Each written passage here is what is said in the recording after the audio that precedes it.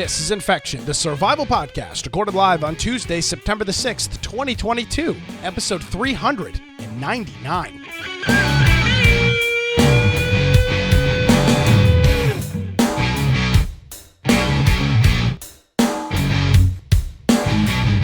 Hello, ladies and gentlemen, boys and girls. Welcome into another edition of Infection, the survival podcast. Infection is your weekly source for the latest on the video game, in and around the video game industry, with, of course, a bit of common sense political twist here and there. My name is Nick Craig. You can follow me on various social media platforms at Nicholas M. Craig. You can visit my website, nickcraig.com. or nickcraig.net, where you can check out my daily radio program, the Wilmington's Morning News radio show down here across the coast in southeastern North Carolina. And, of course, visit our website, which is infectionpodcast.com.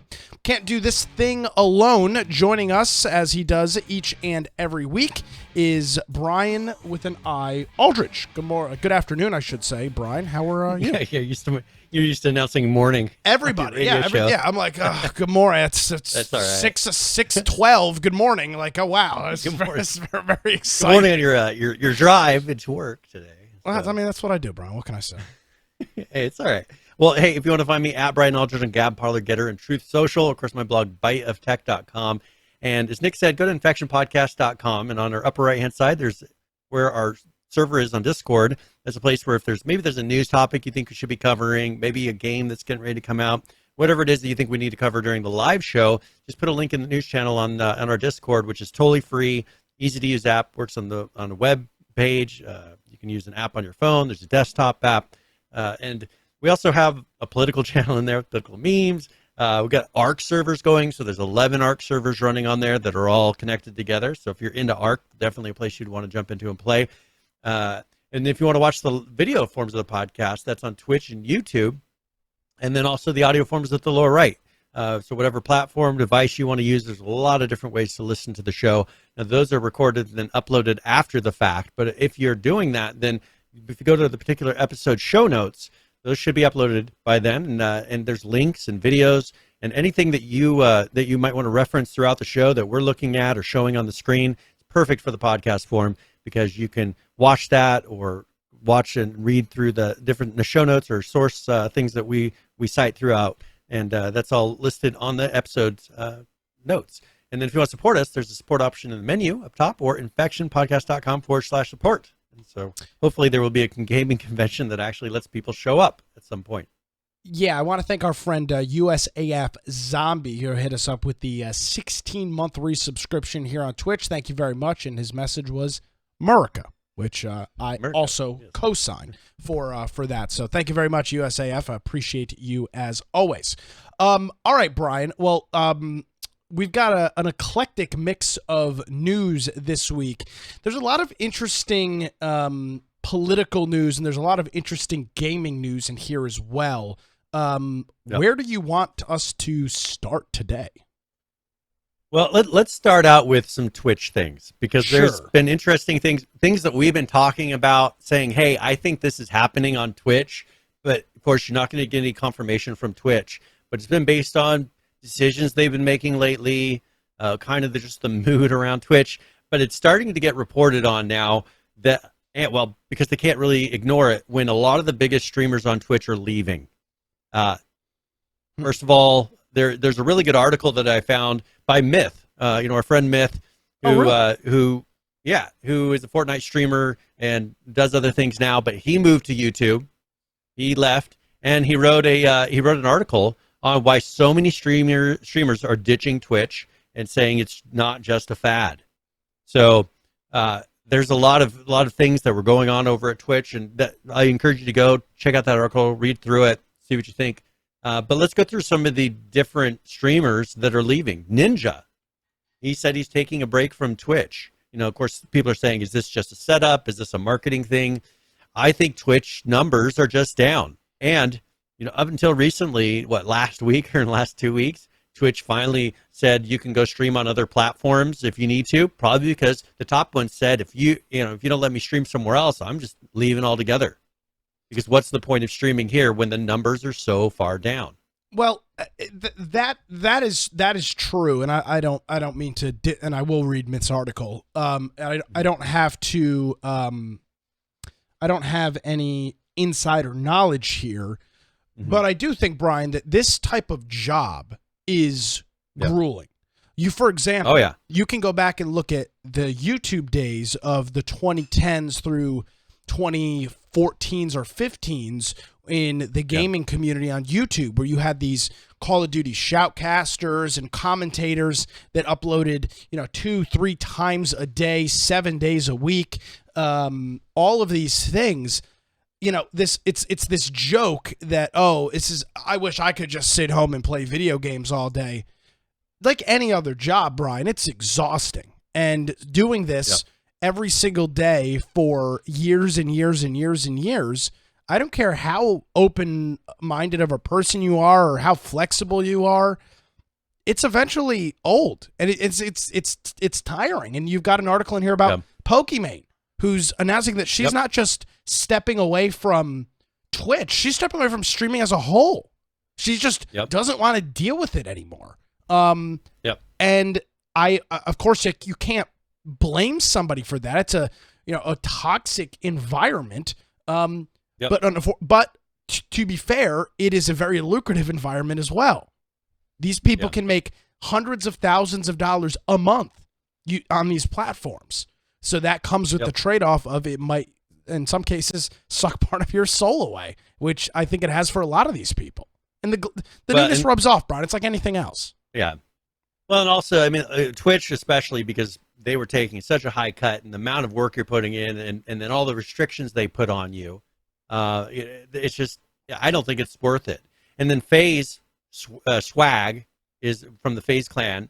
He kind of shocked all his fans and said that he was leaving Twitch. And he's one of the people who I think is kind of linked to Myth, one of Myth's friends. But this is just another one. These are some pretty big streamers on Twitch, some of Twitch's bigger streamers, and they're all leaving. And I think a lot of it has to do with the politics of Twitch as well. There's so many things that, I can't say this. Having a political commentary show on here is very difficult. It's not very difficult. It's not happening. Yeah, and the thing is they restrict so much of what you can say that it is frustrating. But there's the thing is you can turn around and you can have on Twitch. There's a person who was having sex on stream, and guess how long their ban was? 48 hours. No, 7 days. 7 days they got banned for having sex on stream on purpose, right? And I think that this is just something that kind of leans to the mentality. You can say something that they don't politically agree with, and they'll ban you forever. They'll permanently ban your account. There is no coming back from that. But you can go there and show kids porn live, and you're giving them direct free live porn to their screens. 7 days, even though none of that stuff's allowed on here. And these are kids watching this platform a lot of time. And that to me is pretty disgusting, that they're more worried about what someone might say, the words that they find politically offensive, more than ruining the morality of kids, right? And pushing it. Now, if this is what that platform was, okay, then you would have all the proper restrictions. Parents would say, don't go there. But let's say I let my kids come and watch things on Twitch. I should be able to put on certain filters and know that they're not going to see certain things. Well, that doesn't happen on Twitch. Like our kids do not have access to Twitch, right? It's just the way it is. And so, but it's one of those that this is not a friendly environment. Twitch is not a friendly environment. But the things that they choose to clean up is a speech that they find offensive. That's the only thing that they choose to clean up. It's inconsistent too. It's incredibly inconsistent as to what they do. And it's also I don't want to get in, I'm not the moral arbiter of things, Brian. I don't pretend to be, but it's morally inconsistent as well too. I mean, what they deem to be morally acceptable and not is just unfathomable to normal people that live in reality. And the things that they decide are relevant and allowed for you to post or stream or have comments on is different. And now let me be clear here. I don't think YouTube is the saving grace of all of this. No. YouTube is in some aspects just as bad, but you can get away with a lot more on YouTube than you can on Twitch. There is a lot well, they of allow edgy controversial positions, right? and they allow some of those edgy positions and edgy controversial things on their platform. Now, YouTube's got the same problem. They're very inconsistent with what they do as well. They'll go after certain people and allow others to be on their platform. It's not as bad as Twitch. It seems like they have kind of stepped back because for a period of time there, like, well, during COVID, for example, it was a great time. YouTube was just out of freaking control. I mean, you said you couldn't even put you couldn't even spell the word in your title of your video, and they would slap it with a misinformation tag. So, but it seems like they've walked that back a little bit because maybe they've seen the backlash. But to me, there doesn't seem to be any indication that Twitch will see that and has any interest in backing off that at all, at least from my vantage point. Well, and I think that some, like, for instance, moderation limitations, because the hard part for me is, as I said, I'm a libertarian, so I believe that you should be able to say something that I don't agree with. Now, there should be platforms that, let's say this is a kid-friendly platform, then make it kid-friendly. Censor it evenly across the board. Don't have girls taking their clothes off, and then don't have people sitting there saying, pretty controversial things in videos. Like, if it's kids YouTube, treat it like that. But if you're saying this is an adults YouTube where people can say things that you don't agree with, then equally enforce the whole thing. And that's, as you say, I don't feel like they equally enforce. They've kind of gone back and realized, we can make money because this is kind of the place where streamers can go and actually say a few opinions. And it seems like when people started leaving Twitch, that YouTube loosened up a little bit. Not totally, but they let people come on there and say things that you would not be able to say here on Twitch. And let's jump over to. Let me say this real quick before you do that. Yeah. Mafia put in chat, what if dudes took off their clothes off? There's a heat wave. Of course, that a guy can't do that on Twitch. But a girl can. But a girl can. Hot tub streamer can do whatever they want. Which, let me be clear, I don't have a problem with either of those things. But what I do have a problem with is the inconsistent nature. If that's what you want to allow on your platform, fine, then allow it, and allow it evenly. You cannot pick and choose what is appropriate or not. Set your, and all these things are, Brian, this stuff is a sliding scale, right? You don't set it in stone. You can't come up with every idea. I mean, 5 years ago, if you would have said a hot tub streamer on Twitch, everybody would have laughed at you because that wasn't. Why would you do that? Like, what are you talking? Exactly. They would never allow that. Well, it's not even they would allow it. Nobody would watch it, so who would care? Like, it wouldn't even be a thing that people would want. So the scale slides and things move around, but it's the inconsistent nature. And this is not just Twitch. This is Twitter. This is YouTube. This is Facebook. This is Instagram, Snapchat, all of these social media outlets. It's the inconsistent nature of how they do business that pisses so many people off. Okay, well, let's talk a little bit, transition here a little bit to a news event that's happening right now where, we talked a little bit before the show. You know more about this than I do, but seeing it from the outside, I don't know exactly what's going on with it. But there was the whole Kiwi Farms incident, which is a forum on the internet, was hosted using Cloudflare software to be able to put it up on the internet, which kind of obfuscates or hides. Hides where the server is. It makes it so it prevents it from being DDoS and taken down, things like that. Sites that are supposed to not be on the internet, like the Pirate Bay, for what I remember, they were using Cloudflare for a while to be able to stay on the internet. And Cloudflare was fine with hosting them, but they found that Kiwi Farms cannot be on the internet. Now, it says they're controversial, and the reason that they say is they took them offline for imminent threats to human life. Can you clarify why? I'm going to be a little biased on this, so I'll just just lay that out there. The guy that runs Kiwi Farms is a guy by the name of Josh Moon. I think his screen name is Null. I think is his screen name. And Kiwi Farms has been an internet forum. It's been up for a minute. It's been up for, as long as I can remember, at least 10 years, if not longer. And I think it's a spinoff of it's kind of a spinoff of 4chan and 8chan. So it's that same era and style of internet at the time, internet jokes and things like that. but over the past couple of years, and specifically the past couple of months, there have been a huge uptick in swattings, real life harassment, life ruination. You know, if you've watched this show for any period of time, you know that Brian and I are adamantly against this kind of broad censorship and blacklisting and banning and shadow banning.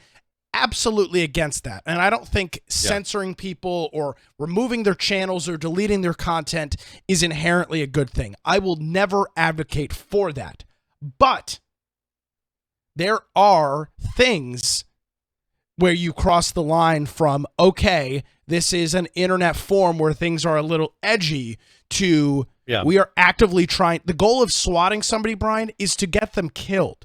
It's that they answer the gun with a door, or they answer their door with a gun, and the SWAT team kills them because they've been told that that person is there rampaging and killing their family. That's what swatting is. That's the goal, and it's happened. There's been situations of incidents online, people getting swatted and getting murdered because the SWAT team responds to a vicious murder call and shoots some innocent guy that was just playing video games on the internet. It's very dangerous to do, and these groups, and specifically Kiwi Farms, has done a lot of that. There's been claims that some of the forums on Kiwi Farms have led to people killing themselves, and that is a little bit of a farther stretch for me. I don't necessarily believe that posting on the internet is the reason somebody's killed themselves. I don't necessarily subscribe to that. But they've got a long track record of this, and they're essentially getting taken off of the internet. Cloudflare has dropped them. Their name registrar has dropped them. They moved over to a Russian DNS and Cloudflare-style DDoS site. DOSGuard, I think, was the name of it. They got dropped within hours of switching service over to there. And from what I was reading today, Kiwi Farms is moving to Tor, and they're going to move to kind of the, I guess you call it the back rungs of the internet, and using the Tor browser and the dark web, what they like to call the dark web. Yeah, what they like to call the dark web, using Tor and things like that to do it, which is where a lot of the 8chan and 4chan people went years ago, when some of that stuff got removed off the internet. So there's a lot more there, and I'm not the historian on it. I follow it a little bit closely because I follow a couple people that are intertwined in that space. But this is what happens, unfortunately, when jokes and edgy content turns into life ruination and serious threats against people in their family. Advocating somebody to go to your house, Brian, and to maybe harass your wife. Those are the kinds of things that are not only purported, but are egged on by users on that forum and then followed through by members of that forum too. So there's a lot of there's a lot more there than just, it's an internet forum of jokes and memes. So it's tough. I struggle with it morally because I'm anti all of this stuff. I'm anti things. And I think when it goes from words to action is the danger. I think when it goes to words to action, that's when it becomes real. Because I believe in freedom of speech. Not that you could say I'm going to kill you. That is a direct verbal. Inciting things is a crime. Like inciting violence is a crime. Absolutely. And I think the thing is, I think this also needs to be fairly enforced. I think it needs to be evenly enforced. How many times in the past month have Republicans been swatted? Marjorie Taylor Greene was swatted 3 times. Marjorie Taylor Greene was swatted 3 times. You know who swatted month? Kiwi Farms. Okay, there you go. Yeah, so, I mean, it was the Kiwi Farms people that swatted her. It's a left-wing internet forum. They swatted her. And she called them to be removed from the internet. And, obviously she didn't have anything to do with it, but every once in a while, a couple of people line up on their ideas, and the person who got them banned is left-wing too. She's a trans Twitch, trans Twitch streamer. I don't want to use a pronoun that I'm not allowed to use. Trans Twitch streamer, Kafa, I believe is her name, or their name. Kafals. Kafals is the Twitch streamer, and I don't agree with them on nearly anything, but on this, they're right. And I think that this is kind of that line where people say, well, where is too much? All right, that's too much. When you're attempting to harm somebody, the problem is when the left says words are violence. No, words themselves are not violence. It's when you turn those words into action and you actually make something happen that harms somebody. And as a libertarian, not a liberal, a libertarian says, you should be able to do whatever you want as long as you're not harming someone else. Right? That's a good way to live life. This right here, you're harming someone else with your actions. Therefore, this is a line that's been crossed for me. And you also bring up the evenly, this needs to be fairly done. And I agree, because you've got other places and other forms on the internet where, example, a man showed up to a Supreme Court justice's house with the direct intention to murder him and his family. Brian, that was sparked and done online. So those things need to be fairly done, and need to be. It just seems one side gets something actually done, where the other side, all kinds of things can happen. It's like, well, that's just the internet. Yeah. Well, no, it's not. Like, if you're going to say when people start swatting, okay, that's a reason to, according to Cloudflare, shut down the service. If that's what it is, and you find that other groups, whether or not you agree with their politics, are having the same thing done to them, treat it equally. Shut down those groups as well. But the problem is you don't hear. This is the first one I've seen where they've actually done it based on this type of thing. Yeah, and that kind of disappoints me. So on Steam, there was a game that was pulled, and the developer. Now this guy, people get all caught up, and I don't like that they personally attack people, but because of the same thing, they said that a transphobic rant against kafals was put into patch notes, and this guy's game was pulled from Steam. Now, I found the patch notes that I think they're talking about. I'll read them, and you can tell me if you think that this is worth. It's not like there's not much couth to it, but it's somebody just kind of being, immature on the internet. All right, so here's the patch notes. New employee, Bestiarius. Finally, you can upgrade lions, horses, and behemoth. Trained strength, attack, and defense stats. Bestiarius also adds a heal option. Even if you don't have Medicus or Medicus Emeritus, or you're a man who has inverted his penis into a vagina, the Bestiarius will automatically train animals after healing, but it won't make you a woman. That got him banned off of Steam. And see, those are the internet jokes and things that are truly jokes. And these are the things that I am not an advocate of getting pulled down. This does not directly name anybody. This does not indicate that that person should be attacked, murdered, harassed, killed. None of those things. It's simply a joke and internet trolling and memeing, which I don't have a problem with. But the problem is Kotaku writes an article about this, and they say that included a transphobic screed attacking trans streamer Clerica Falls, Sorrenti. Where was that directed at her? It was more. But when they wrote it, they don't tell you what was said, but they say this guy went on a transphobic tirade against this person. This guy's right wing. He's on Gab, and this is why he's not allowed. He's on Gab, and that's why they hate him.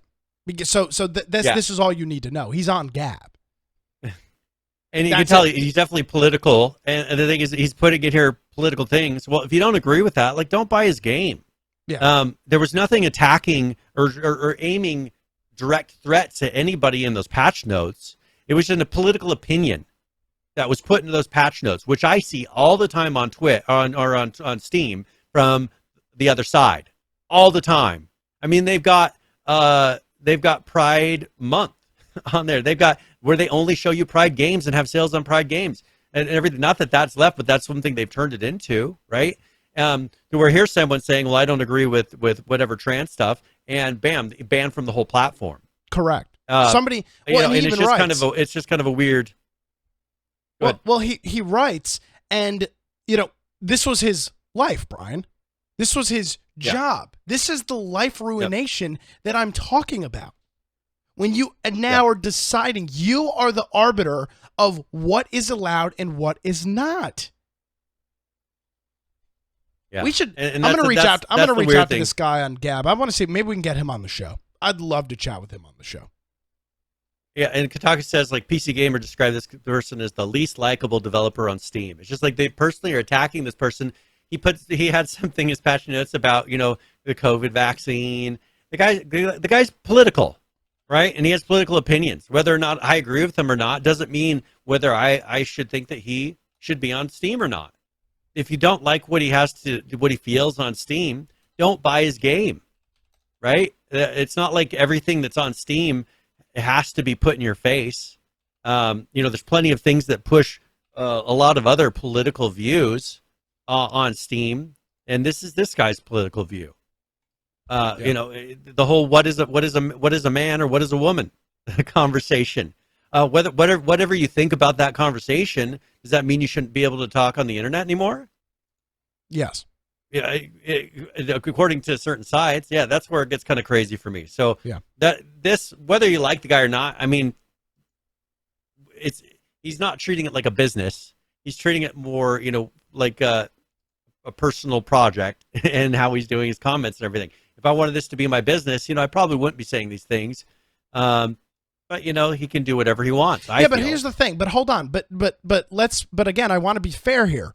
Brian, everybody else is allowed to say that, what their feelings are. And they're allowed to stand for Ukraine in their game. And they're allowed to make sales, as you mentioned, around trans pride this or gay pride that. So why is it acceptable for everybody else to use it for their cause and their calling? And then when somebody questions it and somebody has a problem with it, they're deleted. And again, this goes back to the fair thing. If the goal was, if Steam said, you know what, we're a video game company, we're a video game, you know, a publisher and a marketplace, and guess what we're going to do, Brian? Video games. If you post political shit in your game or on your patch notes, you're banned.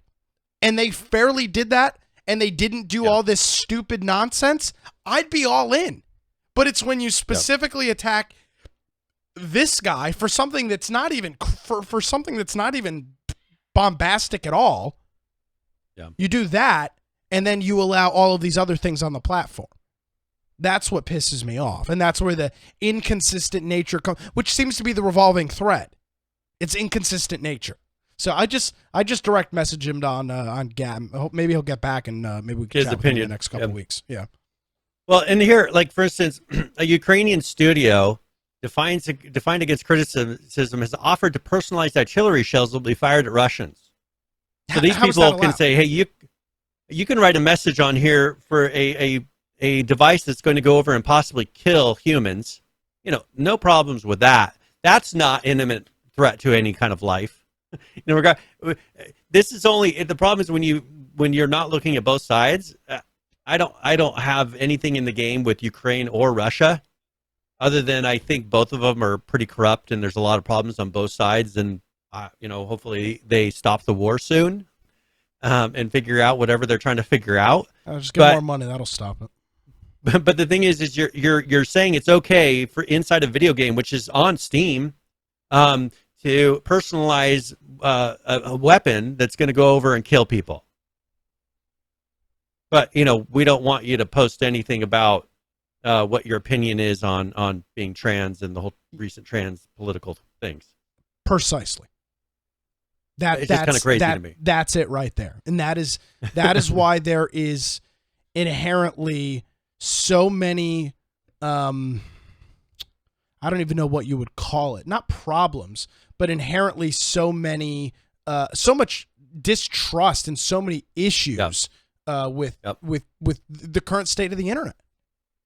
Well, okay, let's talk about girls who code. Let's talk about girls who code. I think that's a great idea. So now, Girls Who Code, which is I would say a politically left organization. Very politically left. The whole pushing that, you know, girls to be equal with men need to go and have a desire to code, even if they don't want to. Let them, even if they don't want to. Like, if a girl doesn't want to code, don't make her code. If a girl wants to code, make sure the door's open for her to be able to get any kind of job that they're qualified for, right? Okay, well, Girls Who Code, a nonprofit for women pursuing careers in tech, is getting a little bit of controversy because they are working with an arms dealer, Raytheon.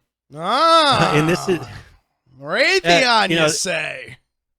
yeah, and this is something where, for instance, these weapons are used. They were sold to arm Saudi Arabia, and these weapons have killed civilians in the invasion of Yemen. And they spent $15.3 million on lobbying for the U.S. government, and that's according to Open Secrets. It's just this. It's not like these are friendly things. It's like now all of a sudden, because we got a war going on, and there's a cool side to be on with this war. It's all right to go and kill people now, and say I want to. I'm all right. It's all right to kill people. Where I just don't like the fact that this is becoming okay. We're supposed to be a political, and this is aimed at girls, young girls, yet they're working and coding for weapons in the military, pretty much the military. What's that have to do anything with the Girls Who Code nonprofit organization? Their revenue, and it's hypocritical. Their revenue in 2022 was over $23 million. And they're providing students. They're providing students this opportunity to go work what's funny? Closely with Raytheon but like Technologies. everything else, Brian, the chief operating officer made $232,000 in 2020. Their chief marketing officer made $216,000. Their chief financial officer made $192. VP of programs $178. Their chief executive officer $178,000 a year. Their VP of development well, that doesn't seem very Brian. I would say that doesn't seem very equitable, to use a term. Well, and here's the quote: students partaking. Well, actually, no, this isn't a quote, but here's what's happening. Students partaking in the program will be in contact with mentors from Raytheon and will take part in networking events, interview prep, and community service projects. With a missile for a wartime missile manufacturer, they're having all these nice little projects with a wartime missile manufacturer that has created weapons that have been sold to countries that aren't necessarily good or friendly to kill many innocent people. Here's the thing. I don't have a problem with Raytheon. I am not, let me be clear. I do have a problem with Raytheon. I am anti-military industrial complex, which is what Raytheon is. But yeah, what I will say here is this is another situation, Brian, of them not having standards, because this Girls Who Code group, which is incredibly left-wing, is anti-military and supposedly anti-war and anti-all this other bullshit, but they'll be the first ones to lay down and allow Raytheon to, and then just take a big old chunk of change from Raytheon. And that's the inconsistent nature of these groups. If you truly believed the shit you espoused, you wouldn't take money from Raytheon. But because you're hypocrites and you want to make $278,000 a year, you're going to take money from Raytheon, which makes you a damn hypocrite. And that's the problem.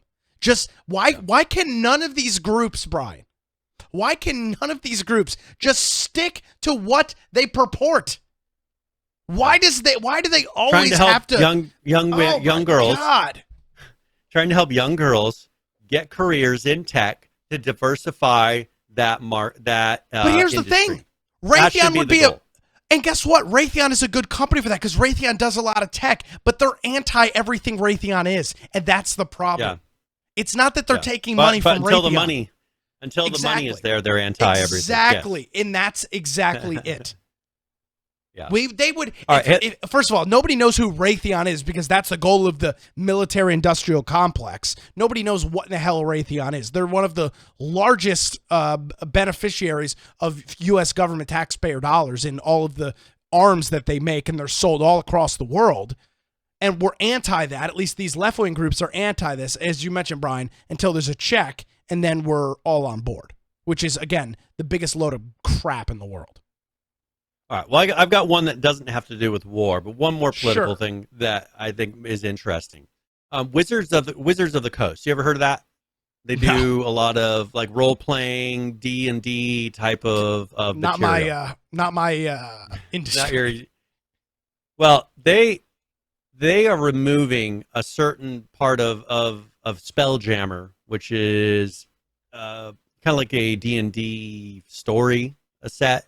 Okay. Spelljammer Adventures in Space, because there was a character in there called what's it called? The Hazoe? What is it? Where is this? Where it is on here?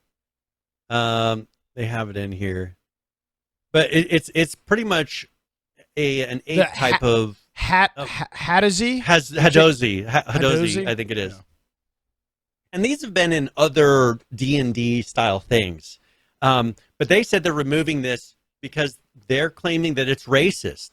Now, this has been something that's been in D&D from what I remember from other things, as far as it's a race that was created and then they became slaves, which is why they're saying this is offensive.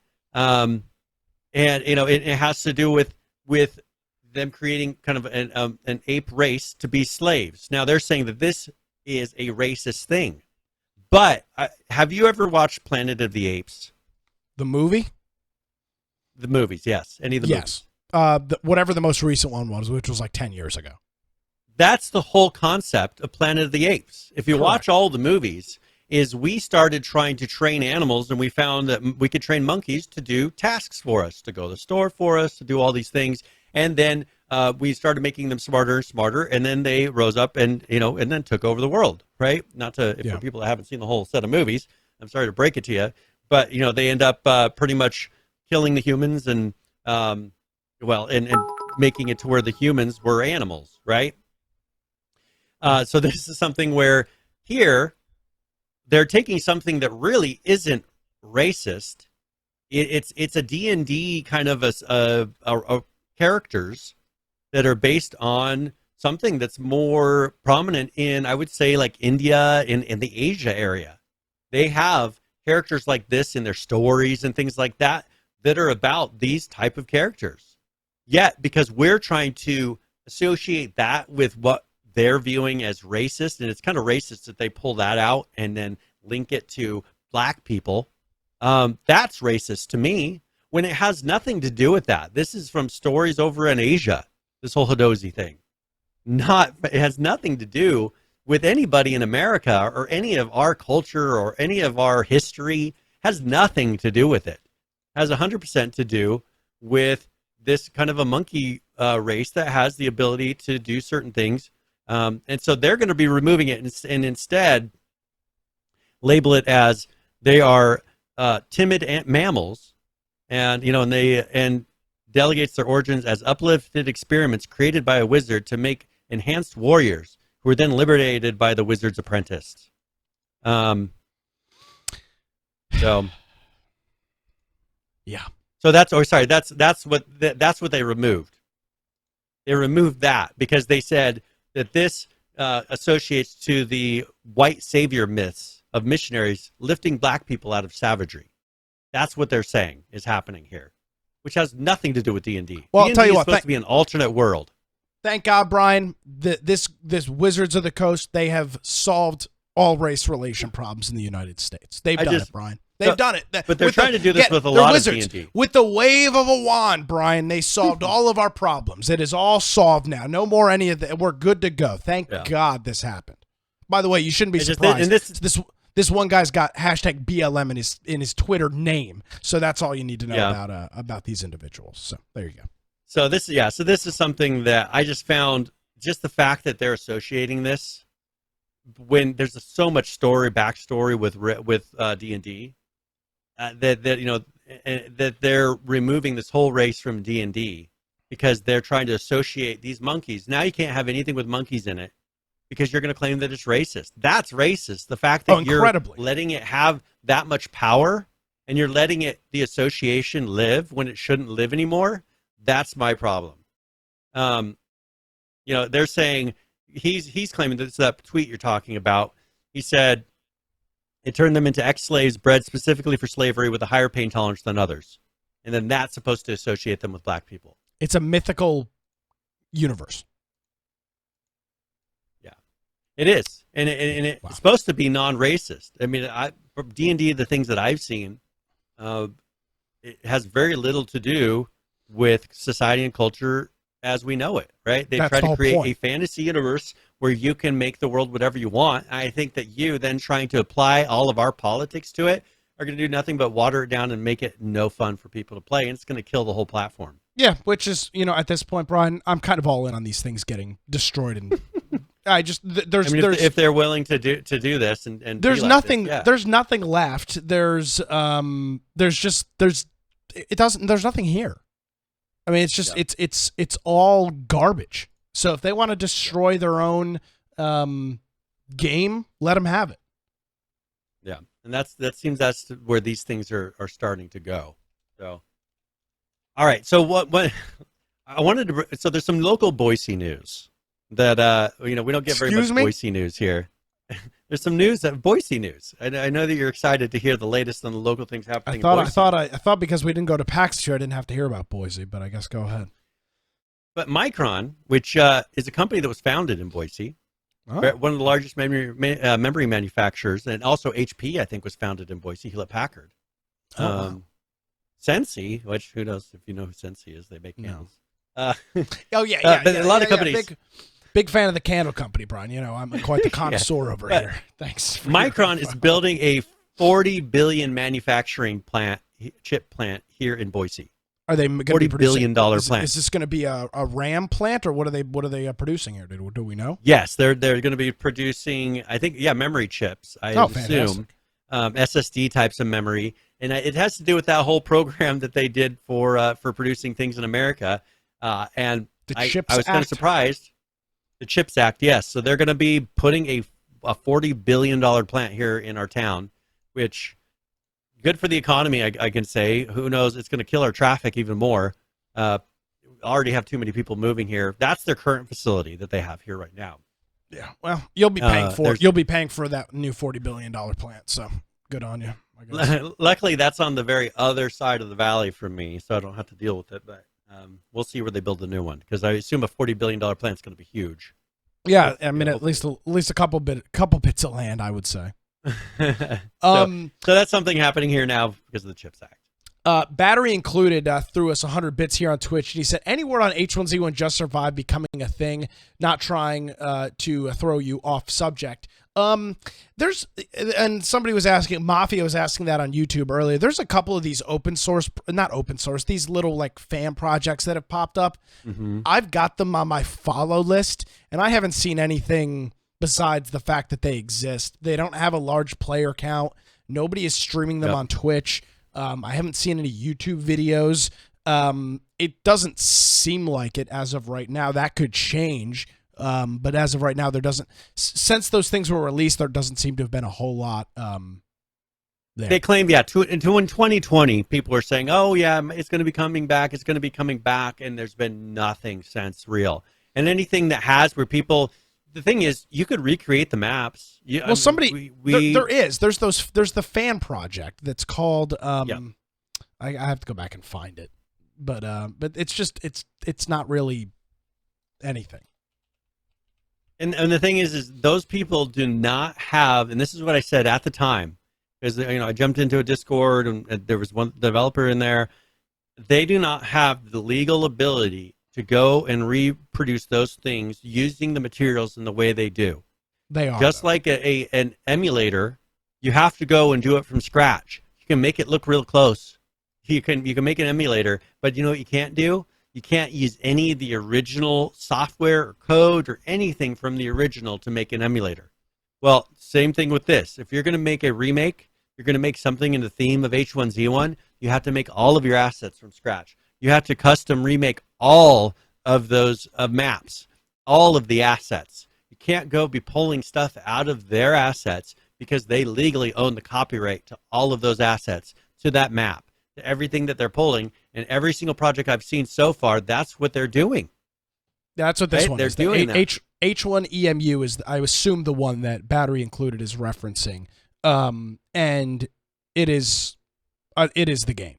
Just, I don't. I think what they're doing. I think what they're doing is probably, and that's a problem.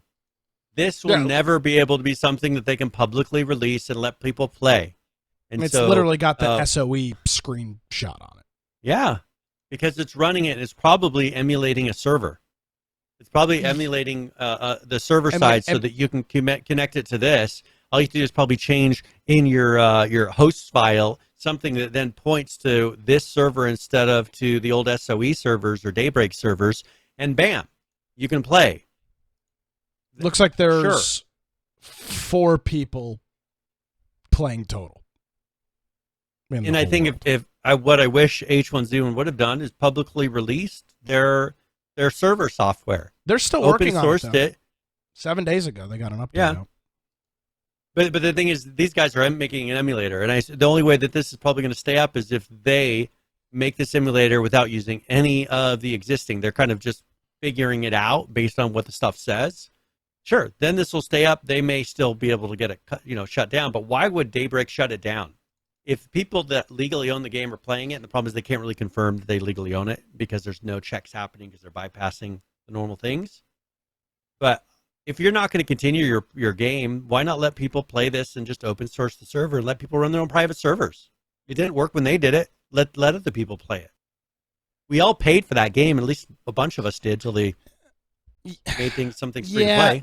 See, I am as a gamer, I understand that notion and that idea. From a legal aspect, there are a lot of complications when it comes to just open sourcing something like this. So you lose and I'm saying just the server part, just allow people to play games together on the internet. Yeah, not anything to do with the game itself. Still have whatever legal licenses you want for all of that. You could make people purchase your game still. Yeah, I'm sure there's a way. I'm sure there's a way to do that. So, but I mean, this is it. Yeah. So I mean, it is literally and you can see that there's the 2015 and 2016 versions of it. If people want to play it, it's available. The website URL is h1emu.com. And they've got Discord. They've got a Discord server. They've got a GitHub, and they've got a Patreon where some of this stuff is going on. It's just Brian, I'll stand by this. Here it is. It's available, and there's 4 people playing. Yeah, there's kind of not like the old atmosphere days. For the problem is, it's never, and I know, like battery included, you want it to be like the old days. Just like I want WoW to be like the old days when I played it. Now I don't have time to play it like that, and I don't have time to play H1Z1 like I used to, right? But that was a moment in time where the moment was right. The scenario, the situations were right for people to jump in and play. You could make the exact same thing today and put it in there, and you won't have people play it like you did then. It's just people have moved on to other things, and people aren't playing this style of game anymore. We're not going to be able to force it back into being what it was. And I don't know that even going back and playing, because there was always that hope that it would get better, right? Yeah, but it never did. It never did. But like we were playing, like, something cool is going to happen. Something cool is going to happen. Bam, nothing. Yeah. I just don't think that it's ever going to make a comeback like it did. And I wish that there was something like that out there for me now, where there was like a game where I felt that, like we did with H1Z1. I just haven't found it. One where you want to go in and run around people and have fun like that. There are other games, people do that in Arma, DayZ. There's a lot of games like that, but it just hasn't clicked for me. Well, and I'll say this, Brian, and I'll say this for me personally, and I don't know if you fall into the same thing. The internet has changed since then. I mean, the internet's changed a lot since 2015 and 2016. And I don't know if people are necessarily as interested in a game like that. Yeah.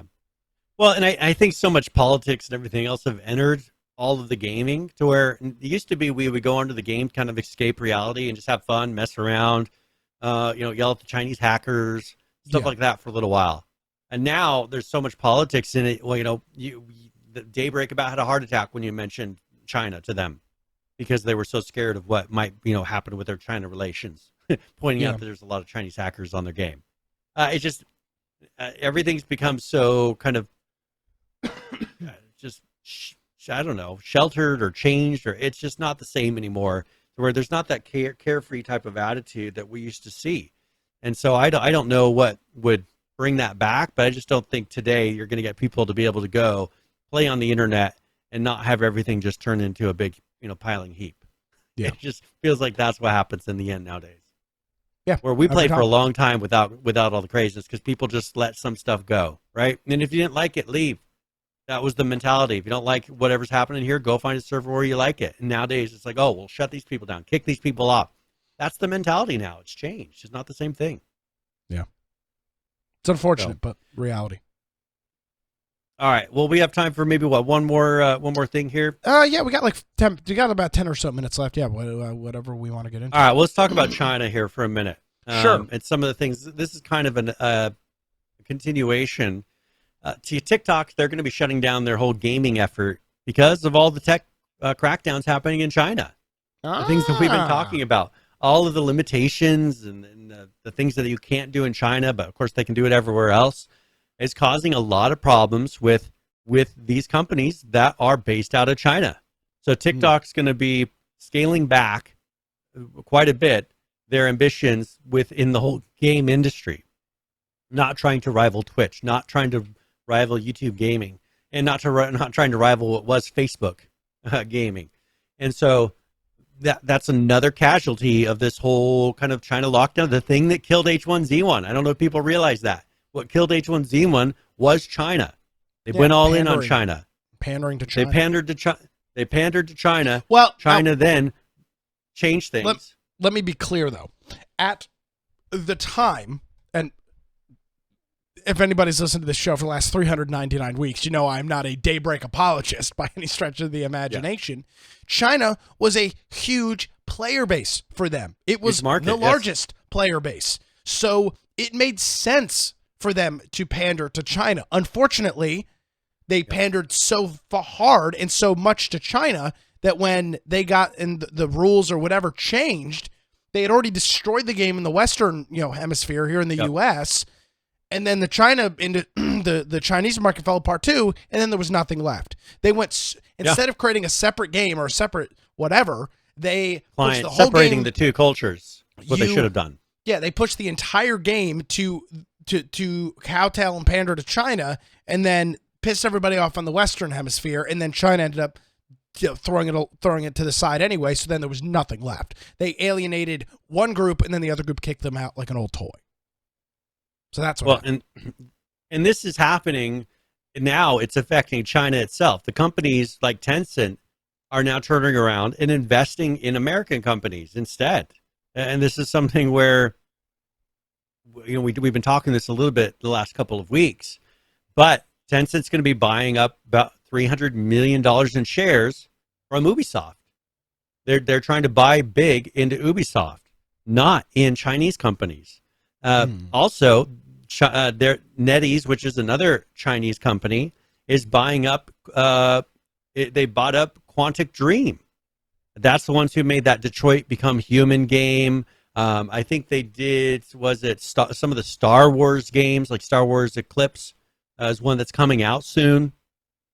So they bought that company because they've realized that investing in China is a huge danger. It's killing Tencent.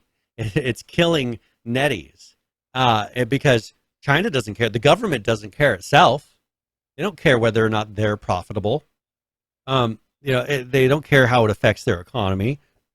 But for those companies to stay alive, they realize they have to invest in America, and that's what they're starting to do. So how far this is going to go, I don't know. Until maybe. It seems like China's always reactionary. They are. They do all these things saying, "Oh, we don't want our men to be feminized. So, no more gay people in games. No more. Okay, let's stop doing violent games because, it's taking them away from only 1 hour here." All these rules they put in, and then they realize, oh, it's killing this industry. We're going to lose a bunch of money. It's making the Americans look better than us. All right, wait, let's go 100% the opposite direction for a while. That seems to be what they do. Yeah. And I think that this is eventually going to do that, but right now these companies, and I hate this part. I don't like that these companies in China are buying so much of our American market because they don't treat the American market well. They put their rules on our market, and you know what? Their rules never go well for our things. You know, they usually, just like that's what they did with H1Z1. Remember when they said, okay, no more red blood, no more police cars, no more this, no more that. That was all stuff that China told them to do, and they started changing. And so, this is going to happen when they own the company. They're going to just change it. They're not going to have an American version and a Chinese version. They're going to put all their rules on us, and they're so restrictive that things like GTA eventually won't exist. Because if company or countries like China own a majority of it, they'll never allow something like that that's that edgy. And I think people love GTA. I think people love that edginess. That's not. And I don't agree with everything that GTA says. I don't agree with every joke. Some of them I find, like that to me is something that's opposite of what I believe. But you know what? I think it's funny. I think they should have the right to say it. I think they should be able to say controversial things. But I feel like GTA being made now, especially some of the old ones, they'd say that was, racist against black people, and it was putting them in certain stereotypes and everything else. You would never get those games made today, and that's why I kind of worry about the next GTA that's coming out. Yeah. I feel like they're kind of kowtowing in the same way. I feel like that it's going to be so that they can sell in this market. They're not going to have all those edgy things. And it's not just your assertion that GTA is very popular. It is arguably one of the most successful video game franchises in history. So it's obviously something that the players, aka the audience, something that they want. Yes. Well, and here's something that's happening. The U.S. government has said that China's AI ambitions, but they're trying to halt those. So they're putting a ban on NVIDIA chips in China, which is going to be pretty crazy. So because there's been a whole push on artificial intelligence. For instance, Xbox today, or in the last week, was talking about how they really want to use AI for their whole QA testing model, which really, I think, who's been trying to destroy gaming companies in the past 6 months to a year? Been pretty much what the whole, who's been trying to destroy the whole gaming industry? It seems like in the last 6 months to a year. What groups? The gaming industry, the tech journalists, those groups seem to have really gone full. Well, song. no, but it's been that like Workers Alliance. Yeah, the union, those union groups. The unions, and who are they usually representing in those unions? What is the group? It is the leftist of left-wing individuals. No, it's usually the QA testers for some reason, because it's not internal employees. Have you noticed that most of them they've been representing the QA testers? I remember. Was it Activision? Ubisoft? It was Ubisoft. Ravensoft was the QA team. Yeah, I remember that. Yeah. And I think Ubisoft's QA team was a QA team. Blizzard's was a QA team. They get these QA teams, which are kind of outside little groups of like 100 and something employees that aren't really internal to the company. And these have been who they're trying to get to be the unions. Well, Microsoft said, hey, we want to make AI do all the QA testing. Well, I think that's because they are tired of that whole the whole set of unions trying to come in and just destroy and lambaste and talk negatively about their companies, because that's what they've been doing. Well, if they can get AI to do it, that would totally get rid of all those organizations, because it doesn't seem to be internal company employees that are usually doing this. Yeah. Just that's a little side note. But this whole AI thing, they want to train AI for autonomous driving, image recognition, voice assistance, QA testing of things, finding bugs. Because imagine the bugs that an AI could find that we don't find in games. You could truly find a lot of things. AI creating levels. They've been having competitions. They did a image competition here recently, and AI made it, and people got all pissed because it wasn't a person. They didn't realize that. Well, AI is a bit of a subjective term, because there's been, seed generated games and stuff like that for years now, which is some level of AI. It's not advanced AI, but randomly generated world. There's some level of intelligence that you have to tell the world the world has to figure out how it needs to generate. Yeah, and that's the thing, is the random generation isn't necessarily trained, but I consider that kind of on the bounds of AI in some regards. Well, one came back to bite him because there was a Fortnite pro. He had to they had an AI rapper, and then they had to apologize to the black community because they claimed it was digital blackface because they fed rap into the AI, and guess what? It came out with the things that are represented in rap music, and it was just pretty much a bunch of things that you could look at and say, well, that's pretty racist. Okay, he's got a big gold necklace, he's got gold teeth, he's got dreads, and he's rapping all these things. And so they had to pull it because they felt that it was racist, the thing that the AI came up with based on feeding all the rap into it. Yeah, well, there you go, Brian. AI is only as good, like any other machine or computer, it is only as good as the things you put into it. So there you go. Yeah. And so that's pretty much that. We could stop there. But that was something I found interesting. This whole AI thing's been creating a lot of controversy because it's becoming pretty good. I watched an AI video, like music video that was made, and the thing was psychedelic.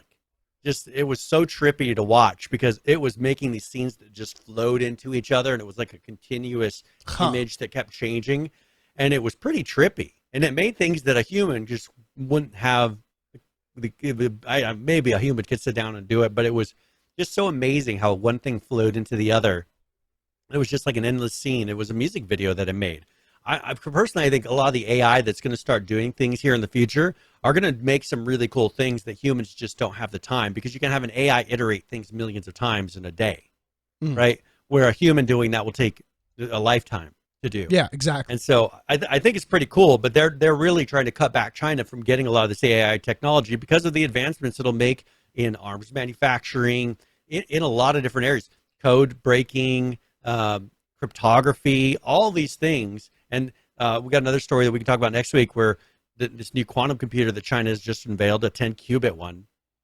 These are all things that is making China a big threat to us. Oh, yeah, they have been, and they will continue to be. To combat that, yeah, they're cutting back on sending any NVIDIA AI chips over to China. So that's the latest thing. All right. Anything else we wanted to say before we head out of here? No, sir. I think we're good to go.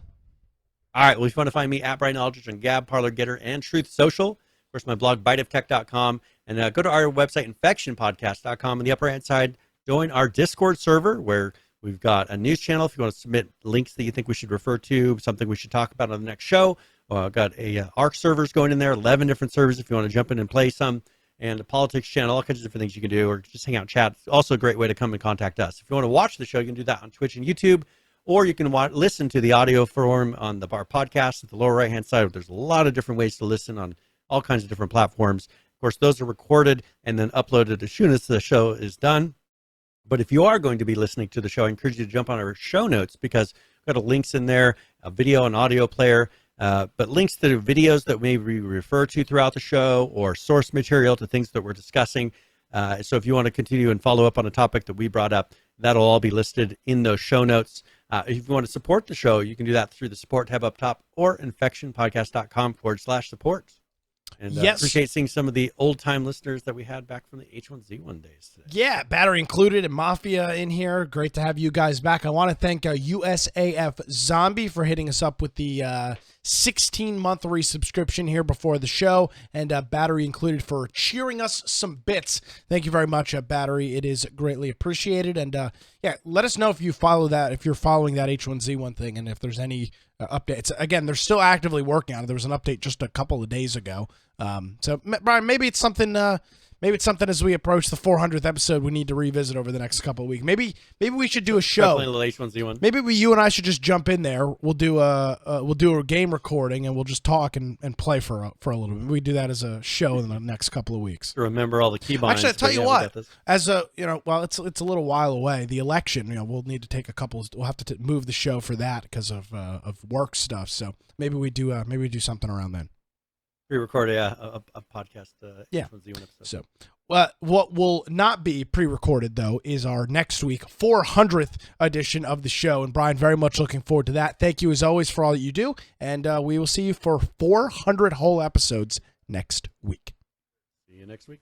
Absolutely. Thanks, sir. Greatly appreciated. Thank you for tuning in and joining us here this morning. My name, this afternoon, this evening.